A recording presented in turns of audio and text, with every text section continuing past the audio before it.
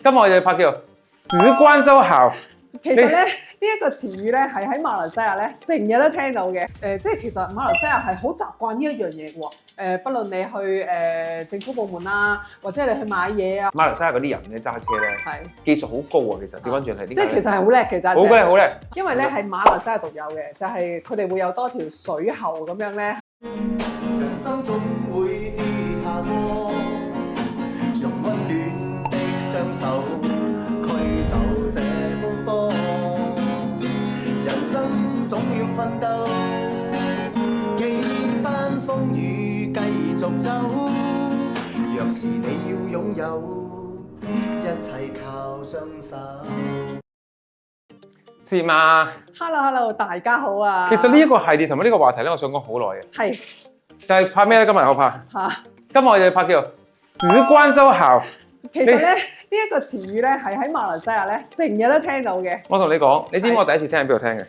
你知唔知記唔記得？我知。我記得係 Vincent 成日講嘅。錯，唔係咩？第一次聽咧係阿秋瑩同我講先嘅。係啊。秋瑩知邊個秋瑩？大家都唔知仲記唔記得邊個秋瑩啊？哦，好耐啦，好耐歷史啦。阿秋瑩松小姐。係。秋瑩松小姐咧嗰陣時咧曾經想做我哋公司咧，後尾又改變主意，跟住就做。佢係我哋第一個想請嘅女士啦，女仔啦。係。跟住我就想請佢。跟住咧，佢就改變主意，臨上陣嘅時候，因為最近問過佢去咗邊啊？佢臨上陣改變主意做其他嘢，咁所以就我哋冇強迫佢啦，咁我哋再揀個第二個。咁咧，我想講係有好幾個話題令到我咧深深感受到咧，什麼叫做時關周考。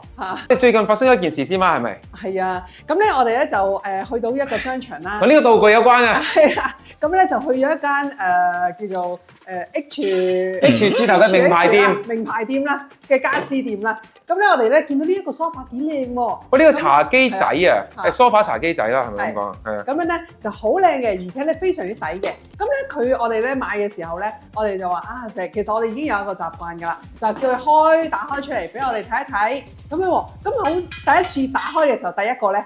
係入邊咧，好似好凌亂咁樣嘅，冇 packing 嘅，冇 packing 嘅，跟住佢就好心啦，嗰個侍應就嗰個 sales 就好心，就話咧得，唔好攞呢盒啦，我攞我另外一盒，跟住我哋再打開另外一盒嘅時候，見到好靚喎，佢已經 pack 好咗嘅，係啦，咁啊每一個咧都捲得好靚嘅，咁我話好啦，咁啊俾錢走啦。試完咧，我原本就冇諗住買家私嘅，我一路裝我同大家講呢件事，因為咧。點解會無端端買？因為咧呢個嘢原本係300幾蚊，佢真係好靚㗎。係啊。佢原本一個係好靚嘅皮，即係你見到好厚啦，同埋佢啲係不鏽鋼金屬。但係佢居然降價降到99，就令人喜出望外啊！係咪先？即係咁講。係喎。而且咧係個顏色係好鬼靚啦，米白色咁樣啦。咁咧又係梳化真皮梳化嚟嘅喎。咁所以咧我哋就好買翻屋企啦。咁話咁唔會啦，買剩翻幾張嗰隻咧。係啊。咁跟住咧問題就嚟啦。咁你買咗咁開心翻去咯喎，咁啊湊師弟放我去買嘢㗎，買家私啊咁啊，成家人好開心啦咁樣。咁啊翻到屋企話又好爽啊，整出嚟喂師媽俾你晾腳先，晾住對腳諗嘢係咪爽啲先咁樣樣喎？點知咧當我拆晒個箱咧，好似咁組合緊嘅時候咧，呢張係第二張嚟，所以呢張我幫我力鋪買。佢話第一張喺屋企，咁咧跟住咧就發覺螺絲在哪裡咁樣跟住。原來成盒入邊咧係包得好靚，但係竟然係冇螺絲嘅喎。咁其實原本呢件事咧都唔係話好嬲嘅事嚟嘅。咁其實講真，佢300幾蚊減到99蚊，唔見咗啲螺絲俾你，咁啊都好成啦咁樣啊。咁係咪即係99蚊唔包螺絲啊？冇可能喎。唔係，即係唔值得。不過就煩到你嗱，馬來西亞就係咁啊。好多時做一樣嘢，你要走幾廿片，唔係走一片。佢就因為少少嘅夾州你咧，跟住你咧又要來往，又揸車啊，又搞啲搞路咧，搞到你嘥晒啲時間。但係其實咧喺呢一個來往，即係其實馬來西亞係好習慣呢一樣嘢喎。不論你去政府部門啦，或者你去買嘢啊，好多時咧你都要再翻去啊換嘢啊，或者係點樣嘅。由於我裝第二張，所以我嘅技術特別快嘅。咁咧，我想講係咩咧？咁我去到嘅時候咧，點解我會引申到一個話題咧？咁我去到嘅時候，嗰啲有族朋友啦，喺度睇鋪啊嘛。嗰間係大牌子嚟嘅，但有幾個有族朋友喺度。咁佢哋好 nice 嘅喎，冇嘢嘅喎 ，nice 到不得了嘅喎。咁嗰啲佢話唔緊要。咁我嗰張咧，我就揾啲 temporary 嘅螺絲咧，類似咧，我自己擰住先嘅。咁擰咗落去，跟住咧，喂，你成張嘢冇螺絲，咩都冇喎，好多窿完全都敷唔晒，即係冇得封喎。跟住佢記得訂閱、like 同埋分享我哋嘅頻道俾大家啊！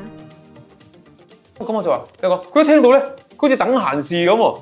咁跟住就話 OK，叫佢擺低呢張，叫我攞個盒新咁喎。我話哎呀，我心諗咁浪費咩？喂，呢一個嘢係新成張梳化冇爛冇剩嘅喎，你咁樣即係咁樣唔要咗佢，跟住攞個張身份證冇螺絲咁唔得喎，咁咪嘥咗。哇唔好啦，你俾翻包螺絲我啦，我要翻呢張舊得㗎，你唔使俾盒新我啦，咁樣即係唔好浪費。同埋我想雖然你冇螺絲，我都想仲買多張我幫個朋友咁樣。咁跟住咧，佢又開啦，於是即係佢開俾我啦。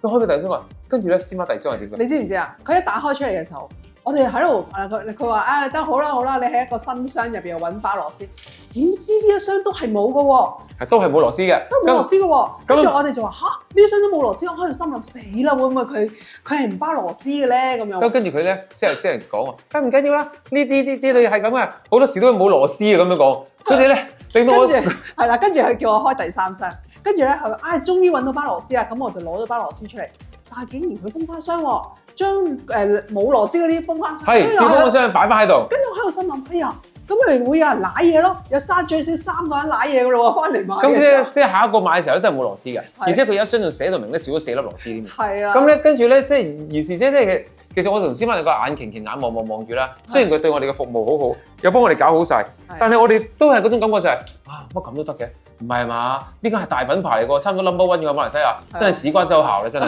係咯，即係所以師媽，你話呢件事係咪就係史關周校咧？師媽講啦，茶餘飯後講咗史關周校，就冇理由咁簡單講完呢件事嘅，因為太多史關周校啊嘛，太多例子啊馬來西亞，因為咧佢哋比較遷差咧。所以咧，佢哋好多嘢都覺得冇所謂，因為冇所謂咧，跟住佢習慣都冇所謂，所以就形成咗史關周校。係啦，咁呢個史關周校仲有一個咩例子咧？有一次咧，我夜晚去晾室住新屋嗰度啦，因為死我咁樣講完之後，管理處會發覺呢件事。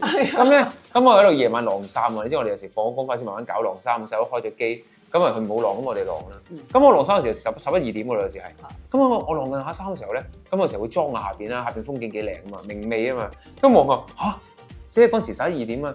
樓下閂晒燈喎，即係泳池又閂晒燈，得翻啲公園嗰啲路燈咁樣喺度咧。係。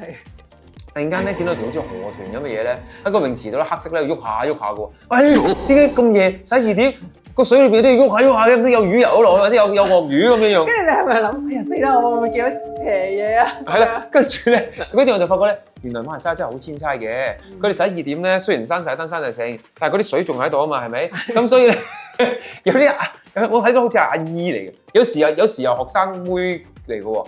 咁咧，佢哋照靜靜雞咧就照換咗泳衣，黑咪掹咧就照落水，跟住咧就照咁樣游落去，跟住咧佢細聲唔跳落水，慢慢瀡落去，咁冇聲啊嘛。咁跟住咧照嗰度深夜暢泳，係。咁你話？即係我喺香港真係未見過啊！即係你知道山泳池就山泳池㗎啦，係咪先？邊有人會靜雞雞無啦啦即係11、2點之後樓下個泳池度游水，人哋閂晒㗎，跟住佢隔日喺度已經咧，即係喺度望住啊，跟住走咗嘅時候會咁做嘅，師媽你話？係啊，呢啲就叫史關周校啦。好啦，你講最近咪嗰個城中熱話就話講佢哋揸車啲車神問題嘅。係啊，咁有好多人話講，哎呀你唔可以話講我哋揸車唔叻㗎喎，其實我哋揸車好叻㗎喎。係，因為佢哋真係好叻嘅，因為佢哋仲話我添，佢話你好講唔講，仲唔講埋電單車嗰 part 咁樣喎。係啦。點解我唔講咧？因為電單車嗰 part 實在太出類拔萃啊！出類拔萃到我都費事講，你知道冇？係。咁咧跟住咧，我都唔知點講，我真唔知從何説起啊！對於佢哋嚟講係，我曾經咧試過咧攞個車 cam 咧。drop 低咗佢哋嗰啲步行咧，諗住拍一條片咧，或者講一講佢哋，跟住心諗講，唉，一講嚟都嘥氣，都費事講。跟住咧，其實反而咧，我好欣賞啊。馬來西亞嗰啲人咧揸車咧，技術好高啊！其實調翻轉係點解？即係其實係好叻嘅揸車。好叻，因為你對住嗰啲電單車係咁衝來覆去咧，你都會唔會俾佢哋撞到同埋唔會死咧？仲可以日日喺度生存到咧。其實我覺得都好嘢。其實呢件事咧亦都係個史關周校嘅好例子嚟。即係佢哋電單車係過分到，其實可以用過分嚟用。即係我覺得咧係任何國家啲差人可以拉晒佢哋，即係全部電單車手去坐監，我覺得係。咁咧，但係咧，佢哋可以仍然喺生存嗰度咧，日以繼夜喺度咧個路面上面行走咧。不過我已經見到咧，你已經係將架車泊埋一邊，挨到邊邊咁樣，俾佢哋係中線過。唔係，我專登要係篩埋喺二邊咧，俾佢哋行㗎。如果唔係咧，你冇可能咧。你生存到嘅你架車，你架車一定刮花晒嘅。咁咧，即係同埋佢哋都唔會破壞到你架車嘅。咁你唯有係點咧？你就當佢哋大帝咁樣咧，即係你爬你咁樣。你行咁樣。係啊，所以咧，如果你冇史關周校呢個心態咧，你好難喺馬來西亞揸車嘅。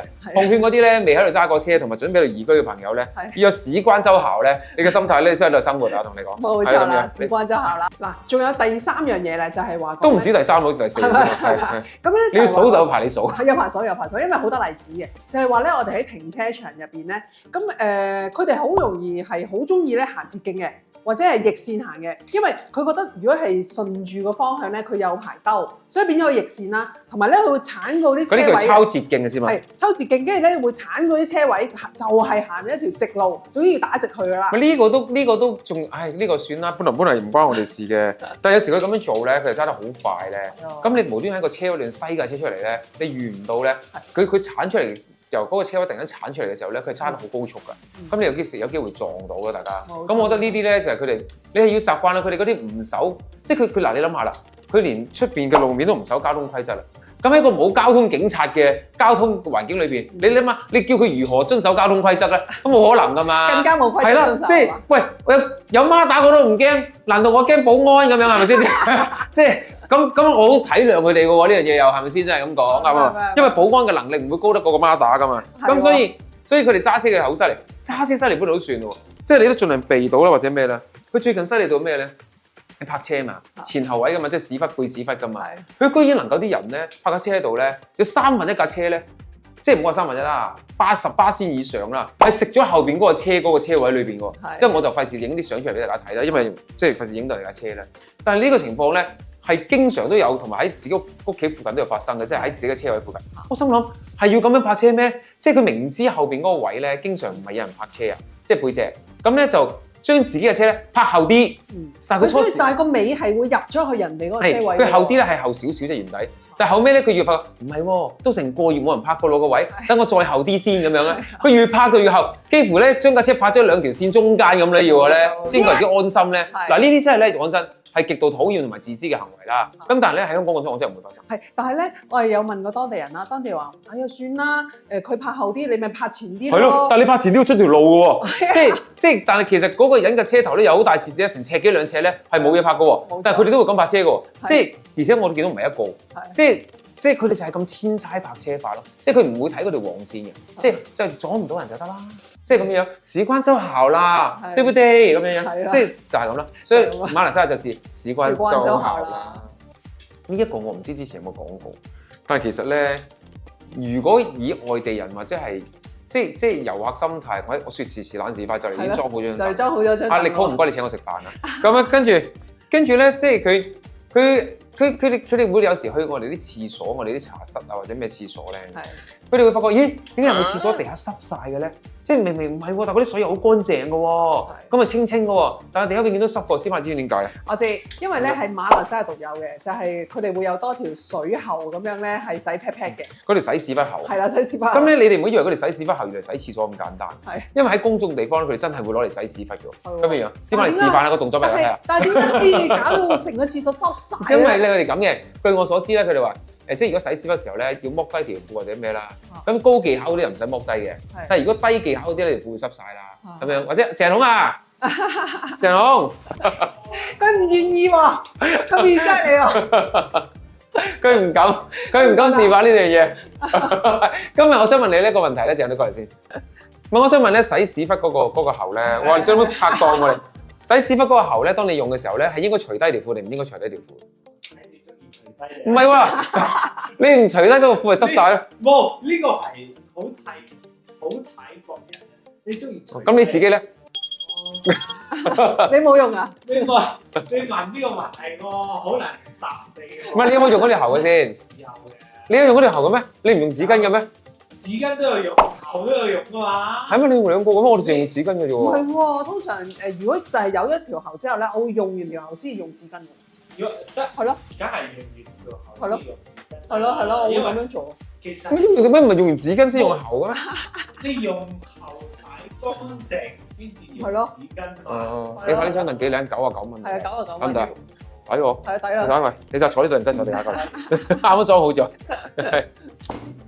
撐緊是不是不錯？哦，不錯。呢個舒服。舒服，你99蚊得唔得？99咩？9唔9啊？99。係啊，應該攞俾你 call 嘅呢個唔係俾你㗎。係啦。OK 啊，好啦，你就得啦。問完你洗屎忽啦。OK。佢哋咧洗完屎忽咧，咁佢哋咧嗰個水啊，嗰灘水喺地下，咁咧所以地下濕咗。但係咧佢哋又好好嘅，佢哋唔係真係洗屎忽啲水嚟，佢哋會肥翻乾淨。咁所以你見到地下水永遠都係濕濕咧，咁咧我曾經有個外國朋友定唔知香港朋友嚟咧，佢話我真係好唔慣啫，你哋個廁所點解成日入車都係濕地地嘅嗰個地下咁樣？但係呢個就係習慣唔到嘅嘢先嘛。係啊，呢個就係咯。咁好多時啲人話點解咁啊？以為係好污糟咁樣，咁所以但係我哋話唔係㗎，係佢哋洗個個人都走去洗個地啊嘛，咁樣咪變咗濕咯。所以你應該點啊先嘛？事關周效啦。其實馬來西亞仲有一樣嘢咧，我一直都未能夠習慣嘅。係。咁係咩咧？就係話佢食飯啊，佢哋一直好少用筷子嘅，係啊，碗嘅。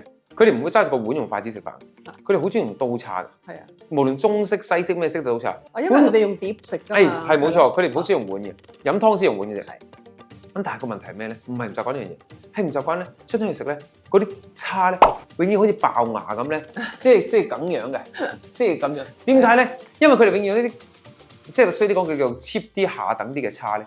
啲叉永遠爆牙，西晒出嚟啊！又唔係一隻正當好啲嘅叉咧，啲叉同啲羹咧，好似人哋玩魔術咁咧，掂一掂會動嘅有咁樣嗰啲咧，即係佢比較薄身啲啊。係因為成本問題啦。咁所以咧呢樣嘢我係唔習慣嘅，即係你可唔可以俾隻好少少嘅羹同叉嚟咧？即係嗰個羹同叉成日咁樣咧，我令到我有少少嗱過，一係我就直接用筷子。佢還好有啲茶室都仲有筷子嘅，咁我就用筷子冇呢個問題。阿師媽你覺得點呢個？咁我就覺得事關周效啦，因為馬來西亞大部分都係用呢一隻。好薄身嘅，即係佢同膠質就嚟冇分別嘅一個刀叉咁樣，跟住叉羹都還好啲啊，叉真係真係誇張。咁咧，仲有一個問題咧，咁你講起食嘅工具咧，就係咩咧？就係佢嗰個我好唔，其實呢個唔單止係唔習慣啦，其實唔應該。佢哋咧好多時嗰個食嘢嗰個打包啊，用太多嗰啲塑膠盒啊。膠啊，或者係膠袋啊，咁本來啲嘢飲用膠袋咁稱住咧係幾有特色幾特別。係咯，呢一個係馬來西亞特色嚟嘅喎。但係有一個我覺得唔習慣係咩咧？係佢哋炒嘢啊，佢哋炒嘢咧炒到咧滾熱辣咧90度啊100度咧，炒到起晒煙咧，佢哋一嘢抌落嗰個膠盒啊，或者一抌落個膠袋度咧，佢抌落咗膠袋，再揾個一塊膠袋包住，再抌落膠袋度，都有。全部都係膠嘅，即係呢一個咁高溫嘅食物，長期抌落啲膠度，跟住就攞去食咧。呢樣我真係習慣唔到，老實講係。係啊，但係呢度真係太普遍啦，打包都係咁樣。呢樣嘢第一對環境唔好啦，使用得太多塑膠啦，唔環保啦。第二就係其實對身體真係唔好。你冇可能話將一個咁高溫嘅嘢抌落去個膠袋或者個膠度，跟住釋放一啲物質出嚟，跟住你又食落肚喎。其實呢個係唔應該事關周效㗎，我同你講係真係。呢度都係事關周效。係啦，好啦，師媽，我哋先聽呢個事關周效系列，就拍到咁樣先。好啦，拜拜。遲啲再諗到其他嗰個事關周效嘅，再同大家講。拜拜。拜。其實咧，我睇過我哋嘅記錄喎，咁原來咧睇我哋影片嘅人咧，有成54% 咧都冇訂閱我個頻道啊！你有冇聽到我講嘢㗎？嗱，其實咧訂閱好簡單嘅啫，我而家就教下你啦。其實你撳呢個訂閱掣，撳咗個訂閱掣之後咧，跟住再開埋個鐘仔，你開咗個鐘仔之後咧，咁其實咧，如果我一有新片，你知我突然間佢會有新片㗎嘛，咁咧就會通知大家㗎咯喎。其實撳嗰掣好簡單嘅啫，撳完之後開埋個鐘仔，跟住如果咧你再click埋個 like 咧，仲更加好，佢會有個叻俾你嘅喎。撳嗰個訂閱掣咧係唔使錢㗎。希望大家咧幫我撳呢個訂閱掣。其實咧，如果大家都撳咗咧，10萬訂閱咧真係不是夢啊！如果大家可以幫我做到嘅時候咧，我就會有禮物送俾大家㗎啦。其實如果啲公公婆婆唔識撳咧，你就同個孫仔講，阿孫仔就會幫你撳㗎啦喎。唔該晒，記得訂閱同埋 like 我哋嘅 channel 啊！